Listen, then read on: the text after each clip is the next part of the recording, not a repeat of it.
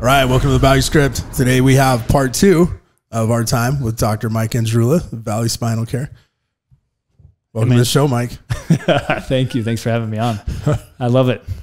You were talking, I don't know, you said something that reminded me when you started listening to Andy. I kind of had the same reaction around 2013, 14. I told Meredith, I was like, hey, I have a problem. She's like, what is it? I was like, I don't have anybody that can mentor me in my circle. Like I'm not a big fish, but in the small pond I was working in, I was the big fish. Right. And so it's like, how do I find somebody bigger and more experienced and more excellent than me to help me know what I don't know? Because I know I'm messing a lot of things up. That's what I do know. I know I don't know half of what I'm doing, but I'm trying to figure it out on the fly and making mistakes. And some of those are the best lessons, but it would be nice if I could find somebody to help mentor me. And in the search of that, I came across Andy Frisella and the MFCEO podcast and started listening. And then, and that was great.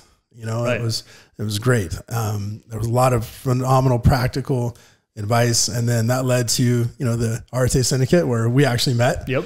And, it was been a phenomenal ride, but I think that's an important thing to point out for people listening is, you know, if you're in business, don't be afraid to look for somebody smarter than you and look for somebody that does it better than you. Right. Right. Like, and it's kind of like you know, look for people that are doing what you want to be doing, right, to ask advice from. And it's sometimes that's hard to find because it's easy to find people in your same situation, but you don't necessarily want to take advice from somebody that's struggling the same way you are. Right. So, you know, absolutely. It's nice to be able to have a mentor group that to belong to make connections that are meaningful and also to be able to have real world advice like that. And even necessary. So I appreciate that you spoke to that point. I think it's all good. Got us off track. I think really that's kind of what you were talking about. Yeah. I mean, and the big key with that is you just apply it. You have to apply it. There's only so much you can listen to without applying things. And, for sure. And that's the you know, the hamster wheel people get involved in is they'll listen to something and they're like, oh, that was really cool. And they'll show somebody else and then it ends there. Or they'll be conference gurus, right? They'll belong to 10 groups and they'll go to all these conferences and they're all there's all the motivation, all the confidence, but we're not really having the rubber meet the road. Right. We're not actually doing anything different. Right. So that's why, I mean, that was even one thing I had to, the dog is on the show today. That was even one thing I had to catch myself doing is being an RTA. And then all of a sudden I'm like, okay, I have this knowledge in this notebook. Got to put it to work. Right. Got to put it to work. Right. Yeah. Put it to work. Sometimes that's where it's difficult, you know, having the practical application, and even having the courage to step up and change the culture. Like you're talking about how I'm sure that wasn't easy coming in and actually changing the culture because you probably had some capitulation in staff and personalities and people were like, we're not buying into that. Yeah, and it's not that they're bad people. It's just you just can't build around that type of environment, right? Especially when you're trying to change it and you have 9 people buy in and 2 don't. Well, it doesn't mean those 2 are bad people. It just means we just got to get some people that are more suited for that role, right? So you don't. What's just super fortunate with our company is we don't really end our relationships with our employees on a bad note. I'd say very few over the years have ended that way. And it's because we try to do what's best for them. You know what I mean? Like truthfully, at the end of the day, if I'm not serving you as a leader and even though our relationship doesn't work together, well, it doesn't mean I just drop you, right? What does that say about me as a person? Yeah. Right? It doesn't say that you were only using them for what they were beneficial to you. 100%. And that's the biggest fault I think in business these days, which I also think is the best benefits for someone like me is I could go in and be like, hey, this is how we tweak things. And they think it's magic. And it's like, no, you treat people right. Treat them like a human, invest in them because they invested in you for 1.5 years and made you money. But now when they're no longer good for you, leave them. You can't do that. Well, and empower them to be their best selves. Right. And maybe they outgrow what you can offer them, but how great. And that's an awesome thing. Like, it's the biggest compliment in the world. I have a PT right now that stayed with us longer, probably 1 year and 4 months longer than he should have because he doesn't want to leave us. And we're like, dude, you got to come, grow, and go. Dude, like, you need to go do what you want to do. Like, I love you and we value you and you do have a tremendous amount of service here in our office. But like, he's now on his 3rd time. He's like, well, I think I'm going to delay what I'm doing a little bit. I'm like, no, you got to do what you want to do. And that's tough, you know, but at the end of the day, it creates such loyalty though to have that approach, because that's what you do in your office. And I've watched, you know, staff that comes and goes, and it's just, I don't know, it's a very healthy way to approach people and to help people to grow. And when you, oftentimes, like even when you just give them that perspective, sometimes they change their mind. They're like, oh, maybe I do want to stay, you know? I remember the first time, well, this was a long time ago, back in 2009, I just purchased a practice that was failing. And that's the reason I purchased it, because it was cheap. best ever. But also there were great demographics in the area. It was a beautiful office. We had a great thing going already. And so there were a lot of good things in the practice that I felt we could come in and tweak. And the office manager at first, we were coming in and we weren't seeing eye to eye. And it was difficult. It was starting to create tension between she and I. And I just said, hey, can we talk for a minute? And she said, yeah. And I said, hey, look, you know, this isn't a I like you, I don't like you conversation. Because if we're having that conversation, I'll just tell you right now, you are fantastic. You have an amazing personality. You're very smart. I think you're a phenomenal human being. I just need you to do things differently than you've been doing them. There's a reason things weren't going correctly. And we're trying to create a culture and have values in our practice and, you know, core values and things that we can stick to help create a platform that will advance us all. And if you're not on board with that, that's totally fine. You don't have to be on board with that. But if you're going to work here, you need to be on board with that, right? So if you don't want to embrace that, totally fine. How do I help you get to where you want to be? You know, do you want me to help you find another job? Do you want to stay and try to work the vision? What do you want? Because you know what I've asked you to do. And if you're not willing to do that, that's okay. It's not a I like you, I don't like you kind of thing. Right? But I think so often that's such an emotionally charged thing, like employment, having sure employment, being able to make sure you can feed your kids, you know, and provide for them. It's emotionally charged. And so, you know, the threat of, oh my gosh, this may not work out, it becomes emotionally charged and not rational some of the time. And so what's been some of the best ways you've found to be able to create that relationship with your employees to where they feel like family? You invest in what they like. You pay attention to the details in their life.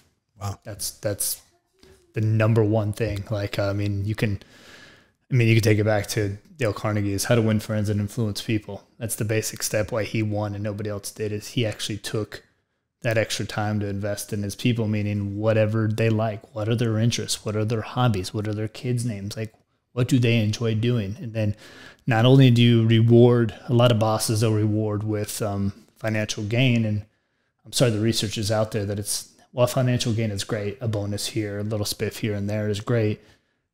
Hey, I got you tickets so you can go to the Steve Axe game with your kids. That speaks a lot more volumes than, hey, here's $100. Here's $100. Yeah, exactly. You know what I mean? Like, hey, here's Starbucks for a couple weeks. Right. Like, you know what I mean? These things, and that's probably the number one thing that I even had to learn, because the guy before us, he would just pay people to do stuff. And at first I thought it was really cool. It's like, oh yeah, look at that. He's spending a little bit of money to get more money. And it's like, that's not how it is. It's about relationships and people. And then, you know, I did learn over time that the more you invest in people, they'll buy in because of you, not because of, you know, what you're going to offer or anything like that. And yeah, so I mean, yeah, I know my employees' kids and what they do and where their favorite spots are for vacation. And you actually talk about the weekend. Don't just be like, hey, how's your day? Hey, what's up? Hey, how was the weekend? Good. I don't end it good. I am like, so how was it? What'd you do? And then you paid attention too. And you pay attention, because then what they tell you is now you throw that in your memory bank, right? I think that is really such solid business advice. Honestly, that is solid gold, dude. Well, I appreciate it, but like I said, I read and I applied. Right? I've listened to that book twice.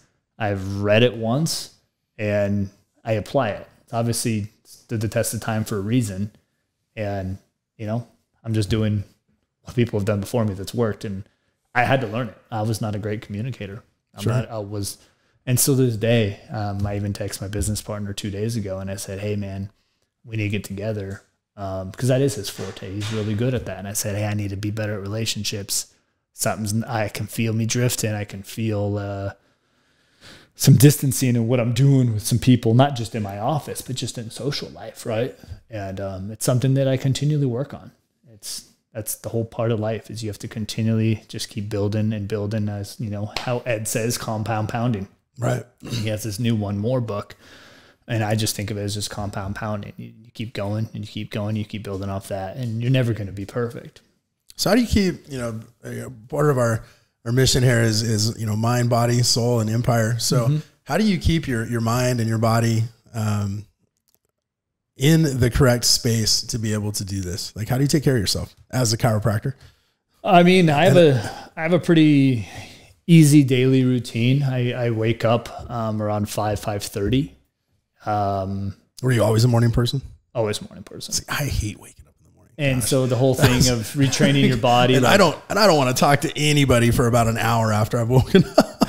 I mean, there's a lot of people that do great that don't do that. So like what I'm saying is this is just me. Like I grew up on a farm where we got up early. So did I. The animals. And it was always ingrained to me is the more work you can do, you just outwork people, and it was a good thing. And now that's kind of been really this cliche of what these entrepreneurs and people do is, I wake up early and I get more done. And it's like, that's cool. But like for me personally, I wake up, I do my daily devotional. I read the Bible. And then I do my Bible study devotional. And that's my time. It's what I do. Have a cup of coffee. I chill. Sometimes I'm in my underwear. Sometimes I'm not. I go outside, and it's my time. I don't look at the phone. I don't check anything. I read. I try to input as much as I can into our Bible study that we do. I have a group of about 5-6 guys that we do that with. And then I start my day.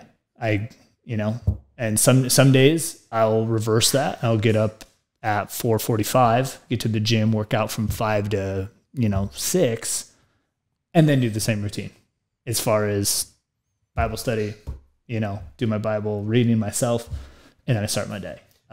How integral is that to you being successful and you being on your game? Like, can you get away with not having your morning routine, or is your morning routine vital to your success? As long as I keep it, as long as I stick to what my own promises to myself, right? So there's some mornings I'm like, crap, I slept until 6, which is rare, but you know what I mean? Like I slept until 6. I don't have time to sit down, have a cup of coffee for 30 minutes, right? Not only did I not work out, I still make it a priority. So then I just kind of prolong the morning routine versus I get in the truck, I listen to the Bible. When I get to work, I don't touch work. Say hi to everybody, say everything, good morning. I'll shut the door to my room before I know I have a few patients come in. I'll knock out my stuff, right? So I don't ever delay I'll delay the process, but the process is still there before everything. And that way my mind's right, my headspace is right, my priorities are there for the day. And then, like as far as physical fitness, if I don't do it in the morning, I do it in the afternoon. I can argue that physiologically your body's best prime is to work out in the afternoon, meaning between the hours of like 11 a.m. and 1 p.m. Yeah, I'd agree. And I can argue to that on other, whatever you want to go with that, with some things, but that's when your body's primed to work out, when it's primed, right? Everyone has that, I went to lunch and I get lethargic and then I grab my Diet Coke or my coffee and my energy drink. And it's like, or you can just go to the gym. Right. And then you eat and then you get your fuel and you're back at it for another 6 hours in my case on like a Monday or Wednesday. So I work out,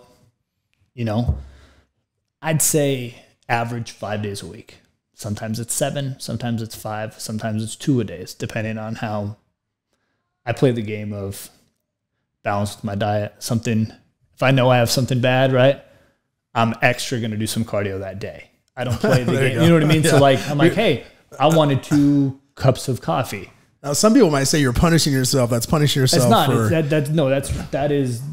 That is giving your body self-respect, right? That is doing what's necessary, right? Like you're paying the consequences. I tell my kids, pay the toll, right? Like I'm paying my own toll. I made a bad decision.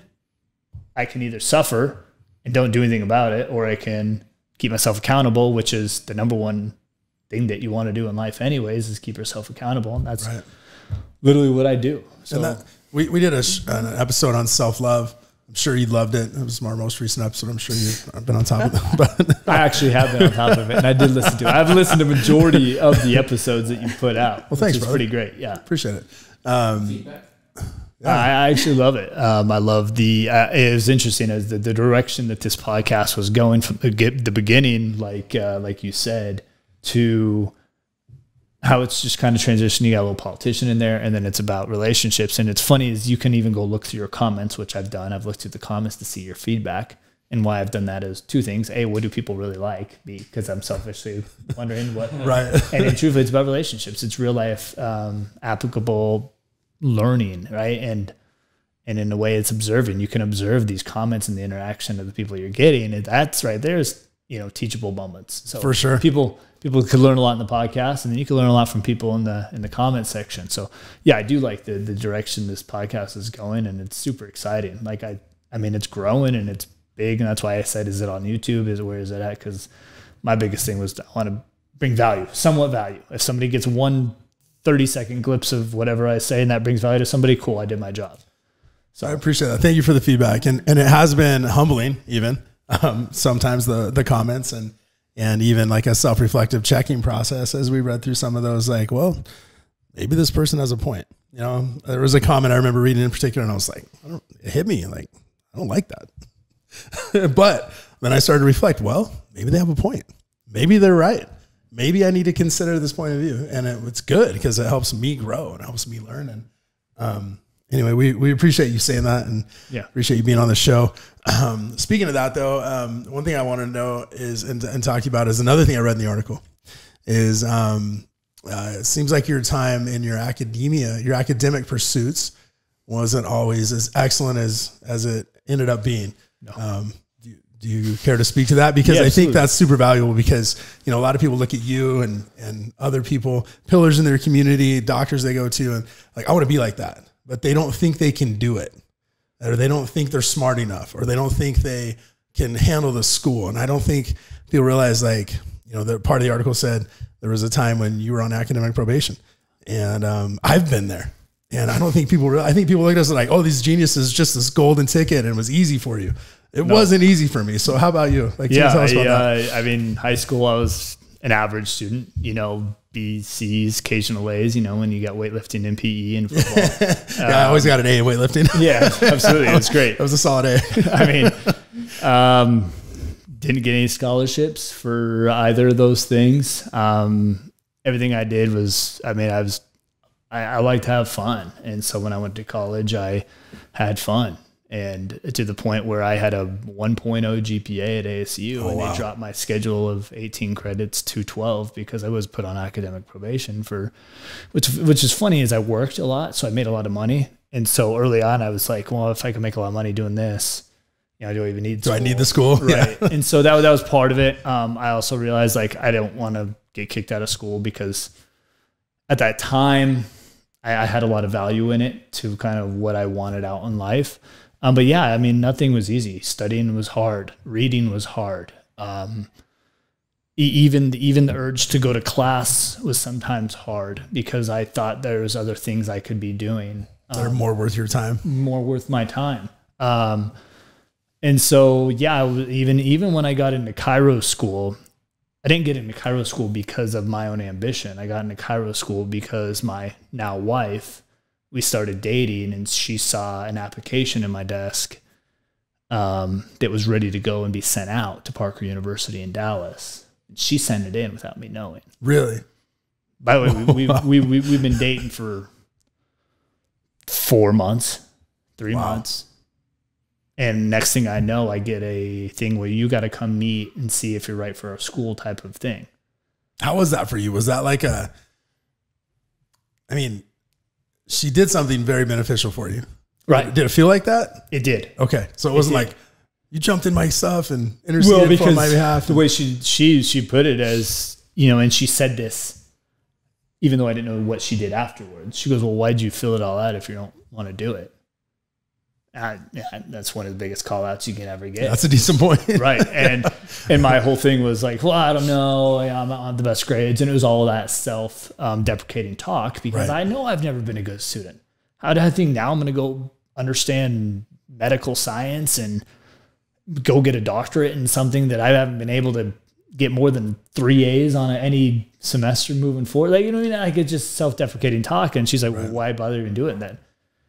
And she's like, you wouldn't have done this if you didn't want to do it. And so she sent it out, me unknowing. I had literally no clue until I got a thing in the mail. Like, it was like 3 weeks later.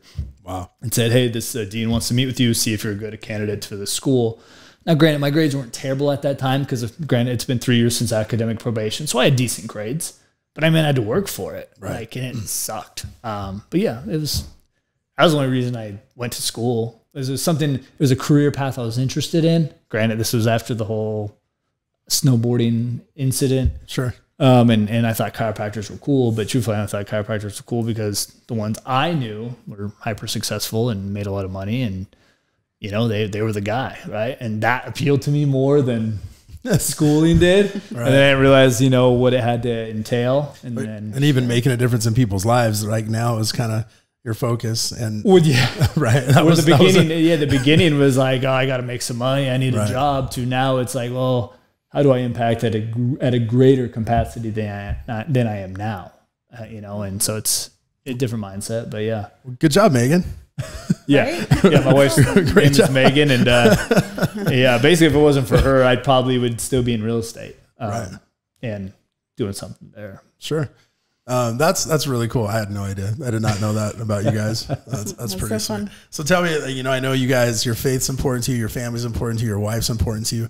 What do you do as a busy, you know, medical professional, and all the pursuits you have? Being a father, you know, I know you support your kids in sports and different things. Dance, I think one of your children was. Okay. And how do you and your wife, what do you guys do to maintain the spark or the passion and the love in your marriage?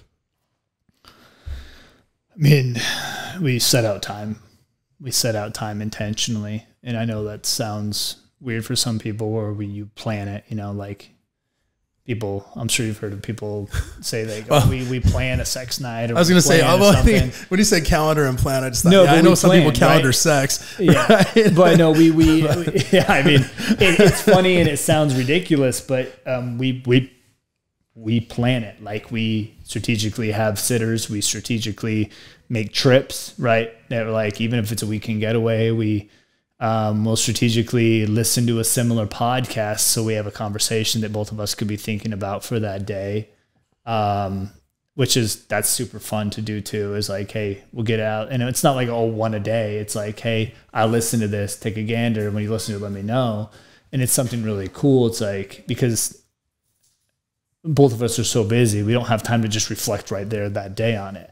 But it's cool as you implement that in someone's mind, in each of our minds, you know, just that's similar to like the Gary Chapman book that you guys are reading right now. I only started reading it for the second time because I saw my wife had it on her seat of her car waiting in kids' pickup line. And I said, oh, you're reading that book again? She goes, yeah. She goes, I just kind of felt like I needed a tune-up.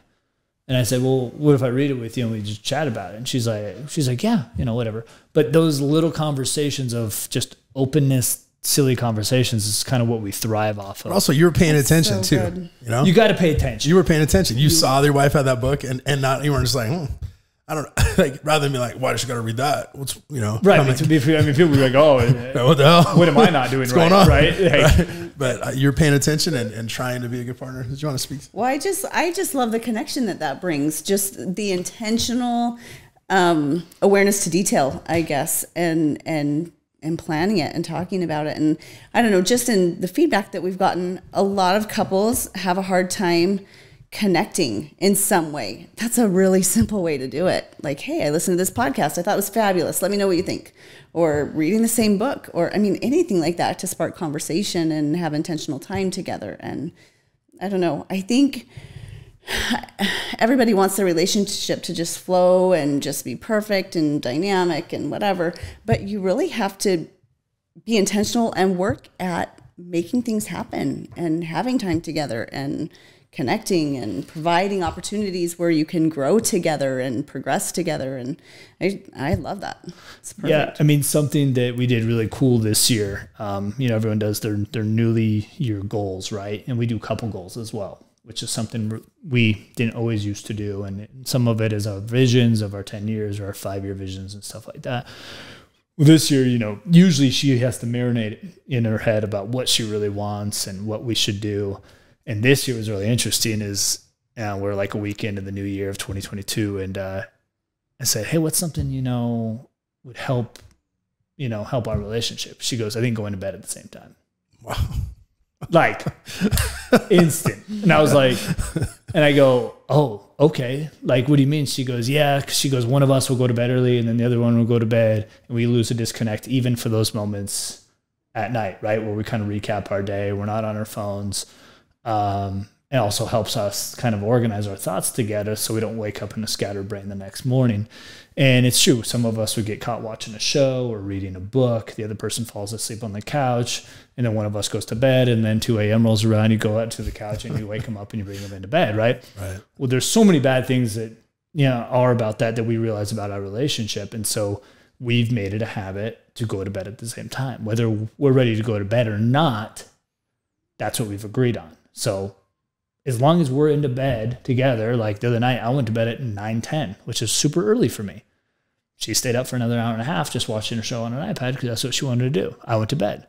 But she easily could have been outside in the family room and been removed out of the situation. And what's funny is seeing how even that intimate time together, you're not talking, you're not doing whatever, has made a big difference in our relationship.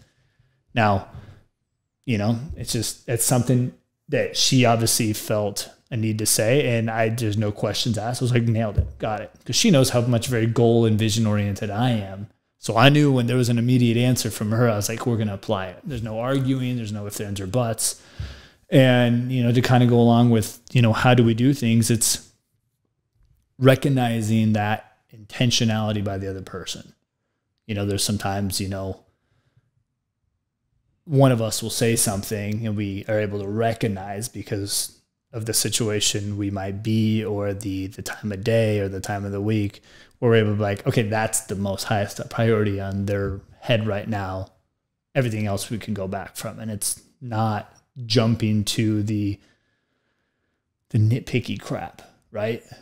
Whether we're in something and then something's said and we each realize, okay, we're going to put that on a chill. We're going to get this because that's our priority. And then we can go back. And what's funny is usually when we go back, it was stuff that gets figured out so much faster than it would have been if we just had a discussion about it there and then. Yeah. And so timing our things. But yeah, man, I mean, we have fights just like everyone does. We have battles. That's part of the beast, but I think that's part of intimacy in a way. I don't think people look at it as arguing and discussion as a way of intimacy, but if you start listening, I tell you what, there's a lot to be learned, and there's a lot of more intimacy that grows through those, you know, that resolve afterwards. Mm-hmm. I don't think people value as much as. I think you nailed it. I think you nailed it in the key of if you listen, if you're listening, you've obviously been listening and paying attention when your wife speaks or when your wife does something. It's not just like with me, when I got into the trap of feeling entitled to certain things, then the evidences that I looked for supported my own theory. So I would look for times when I wasn't being, in my mind, loved or taken care of or served in a certain way, rather than looking for all the things that was right in gratitude. I was looking for the nitpicky crap. And then rather than dealing with like, hey, this issue, this is the main issue right now. Well, what about last year when blah, blah, blah, and you said blah, blah, blah, and you know, it derails you, right? But like talking about like, this is the most important thing to us right now. Like, let's go to bed at the same time tonight. Let's start going to bed together every night in the same night. Like that's right now, right? And that helps you work through all that crap that really doesn't matter anymore because it's in the past anyway, right? Yeah. Like, I love that. You're paying attention and you're listening from the standpoint of not to respond or retaliate, but you're listening to the standpoint of understanding your partner and your spouse, and you're listening to the standpoint of how I can be better for them. Right. And it hit hard when I realized whenever things get a little sketchy and she asked me this, she goes, how is it that you can remember every detail about your staff and your patient's life, but you can't remember what I just said? Oh, wow. And it is funny. It is funny. I was laughing because I could relate to and it's fully relatable, but it got to a point where it went from, oh, and she'd bring it up a couple of times. We'd be out to the couple. She's like, yeah, I get this. I was talking to Mike the other day, and he didn't remember I said this, and and he can remember every detail about everybody he sees. And what's funny, there's a few of those conversations that happen. I'd say more than a few. And then you start going, she really is trying to tell me something here. Yeah. Without me really understanding the severity of what's going on. And it's something that I needed to work on. And then she, needed to work on some other things, but usually it was my fault anyways. I'd probably say the last thing, it was from a podcast I heard a few years ago. And this is kind of what keeps us grounded, is I got really vulnerable. And once a month, I ask her, no rebuttals are included, what do I need to work on? Wow. Just straight up going in the raw. What do I need to work on? Whatever she says, you're just like. And so now usually it just comes from like a date night. We're going to date night. She's like, hey, can you help? And she'll say, be a little more intentional with this and this with the kid. Can you not have an outbreak or yell at this? Or can you be more aware of your surroundings when we're in this situation? Stuff like that, right? Yeah. And I'm like, got it. I don't rebuttal. I don't say when or where, ask for details.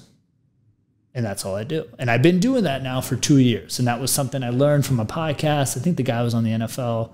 He was in the NFL. He was retired. And he said that that's something he started doing with his wife because they didn't really have good communication because he traveled a lot. And I'm like, well, I'm really no different. I work 6 days a week. Communication's already tough as it is. I was like, how do I know what's on the top of my mind of my wife that she needs me to work on?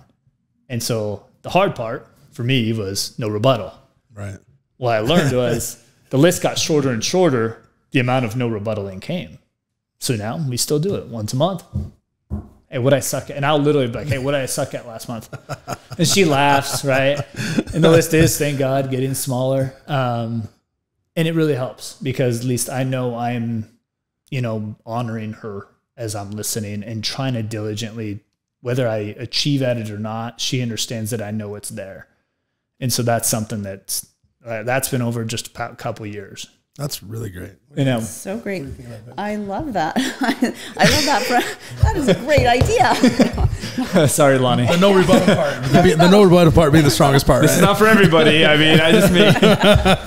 No, that's really good. I think it's just important in a relationship to feel heard and understood. And I think communication is one thing that I'm terrible at too, because I don't like conflict. I don't like whenever there's a problem. I would much prefer to just pretend like it's not there and just move forward and let it go. But in a relationship, if you want to grow and progress and connect, you need to work through those things that are hard or things that might rub you the wrong way so that it doesn't continue to build and resentment or angst or whatever. But I think that goes a long way just to say like, hey, what do you need from me? What can I do better for you? That's fantastic. That's simply what it is. It's like, hey, what do I suck at?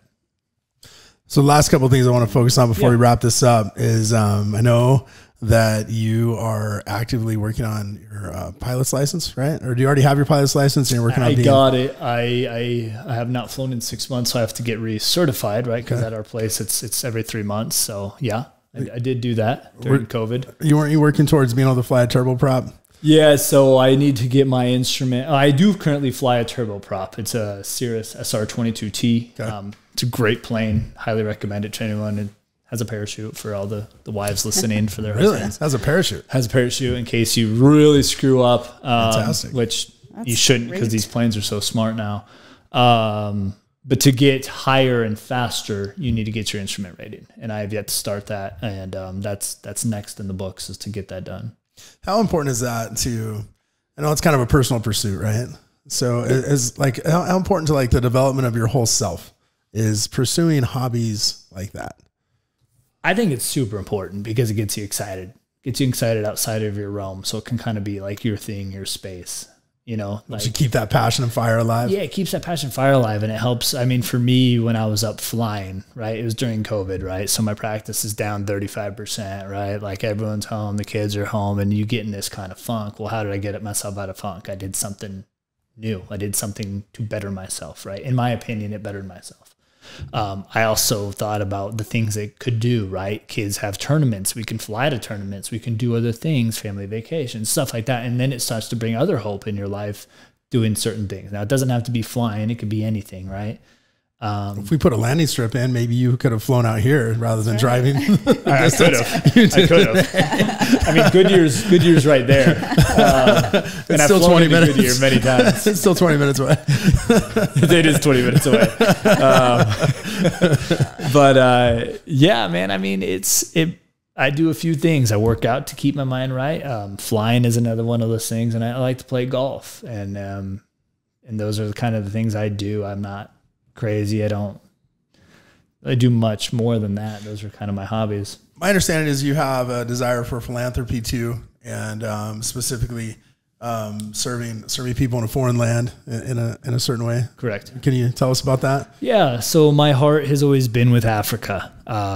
As I was a young man in high school, I graduated and I didn't go and party out of high school. I actually went to Kenya. Really? So we went to Kenya for, and I'm not Mormon. It wasn't like a Mormon mission. Right. I'm not saying that's bad. I'm just saying, because I'm sure listeners will ask. But that was on your own accord. But it was through our church, and our church was going a few different places, and I chose Kenya. Basically because in my opinion, it was the country that needed the most work, and out of where everyone was going. Over the years, I'd gone to Spain, I'd gone to Mexico, and Africa is where we went to Kenya, went to, with Tanzania. We went all over the place. We basically worked at an orphanage, and we talked about the Bible and Jesus, and we also built them a bakery, a town hall, like actual infrastructure. Like we were there for a long time, and to see the other part of the world and to see God work and to see how much impact love can be for somebody else was very impactful to me. And I'd always been that way. I enjoy working with my hands. So to me, building stuff is right up my alley. How much time were you there? We were there for about 6 weeks. Wow. And we built a bakery and a town hall. Town hall meeting, like they would meet outside in these like tents. Wow. for their dinners and their meals and their church services. And so what we did is created this, I mean, it was probably around 2,000 square foot town hall. Like imagine like something on like a kingdom, you see that big town hall with like the chairs. It was almost like that. It was super cool. It just had to be something like a rectangle, super basic for us to build. I'd say we did all that in 6 weeks. I mean, that's pretty incredible. we did. Wheelbarrows of, we'd grab the buckets of water and mix the cement, and we'd be on 2x4s of wheelbarrows. I was going to say, it's not like you had Home Depot in the background. No. So it was cool, man. I mean, we would do that, and then we would do like some like worship and little mini Bible study. We did that daily, and then they would feed us, and then it was just cool. We built relationships, and so since then, I went on a couple places. I went to the Dominican and did chiropractic, like a chiropractic mission trip, where we basically had pitched up a table outside of a firehouse and had a line of 100 people, where we went into villages and just like put our hands on people. Like this was all chiropractic. We're going to the DR in September for a dental mission trip with Bright Island Outreach. But if you want to come with, I'm sure we could set up some chiropractic stuff. That'd be amazing. Shoot me the info. Yeah. So I did that, and then now currently I'm working with my church has a thing. It's called the Tanzania Project, and what it does is it funds these children to get through these schools, actual real school. Like they'll go to not a preparatory school, but they call it like a secondary school, and it gets them to what they want in life. And our church went in there, and we started out with a bunch of kids, and I not only sponsor kids, but we get them things that they want. So like I have a guy named, who's essentially my adopted son. His name's Khalid, and he's going into entrepreneurship. Like Khalid lives. Khalid lives in Tanzania. Wow. And now I'm looking at expanding that. So we're getting these kids through school. We're giving them food. We're giving them clothes. We're giving them shelter. So it's all part of this tuition that the church has raised. But now I'm looking to expanding the role, and let's start in their own business. Yes. So we're going to go out there. What's the business? We're not going to do the business plan. No, we're going to fund and essentially teach them what's a business loan, how do we do that, and we're going to go through the whole process and create essentially a business school where we create business out of it, right? Not just we're going to teach you how to run a business. It's like, no, we're going to be invested in their business, and that's what I'm looking to be doing over the next, whatever it be, 10 years. That's exciting, because the school's grown from 60 kids to now it's hundreds of kids, and it's a school was started by us here in Scottsdale. And why is it Tanzania? I don't know. Why my heart's out to Africa? I don't know. But I do know that that's where I'm at, and I better do it to my best ability. So instead of just donating and writing and organizing, now I got to go there, and I got to actually start doing some stuff, whether it be for 2 weeks at a time, 3 weeks at a time, who knows? I love that. But yeah, that's kind of where my heart's at. And my wife's all on board, and that's just what it is. I love that, dude. That's fantastic. So awesome. And I don't know if we want to run with this story or not, but I remember listening to a Joe Rogan podcast. I believe Jordan Peterson was on there. They were talking about child trafficking, specifically in a certain part of Africa. And they were trying to figure out how to stop trafficking because it was a big deal. People would come and steal kids, and people would, sometimes the families would sell the kids so that they could make enough money to live and support the rest of their family. I mean, it was a huge problem. And politicians and investors and people in philanthropy were trying to figure out, how do we help this village solve their child trafficking issues? And they didn't get any traction in it until they actually went there. Right. And they actually talked to the people there, and they're like, hey, how do we solve this problem best? They went locally and said, what do you guys need? Basically, like, we from 1,000 miles away or 10,000 miles away, it's easy for us to say, you should do this. But it doesn't work. It hasn't been working. So what do you guys need? What would make the difference? And the women in the village said, we need fences. And they were like, what? Fences. Perfect. Fences? Like, yeah. See, what you don't understand is that we're trying, like, we have a lot of resources, and we can be self-sufficient, and we can grow our own crops, and we can grow our own food. But the problem is the elephants come. The elephants come and they destroy our crops. So then we have nothing to sell. And if we have nothing to sell, we have no money. And so the elephants are really the cause of this problem. They're like, fences. I'm like, yeah, fences. So they built fences. They put fences around this village. And they went back 2 years later. It was thriving. There was no trafficking involved anymore. People were able to be self-sufficient. They were able to provide for themselves with, the crops they were able to grow, and the clothes they were able to make, and the crafts they were able to make. Anyway, it was, so I love that you're going to the people, finding out what they need, and providing a solution in real time and doing it with them. Yeah. So it's not just like socialism, I'm going to decide what's best for you 5,000 miles away. Yeah, we have people there and hands-on. It's just, I personally haven't had the opportunity to be as hands-on as I'd like. And so that's what you got to do. I mean, if you want to make a difference, you can make it from here, but not as impactful as just like you said. Get your hands dirty. Go build the fences. Yeah. Right? Like, yeah. That's awesome. Well, Mike, I'd love to have you on the show. We've shot a lot of great content. I know this is going to be valuable to our listeners, and hopefully beneficial to you as well. But I've been enriched by this time. I appreciate you coming on the show. Dude, this is awesome, man. It's a blessing. Thanks for having me. Absolutely. And I appreciate your, on the side, appreciate you being all around good guy and your friendship as well. So thank you. Thanks, you, brother. For that. Thank you. All right, guys, it's time to wrap up. Again, if you found value here, we'd invite you to share, like, subscribe, tell everybody about it. If you found value, somebody else that you know and love will too. So we appreciate you. Thanks for listening to Value Script. We'll see you next time.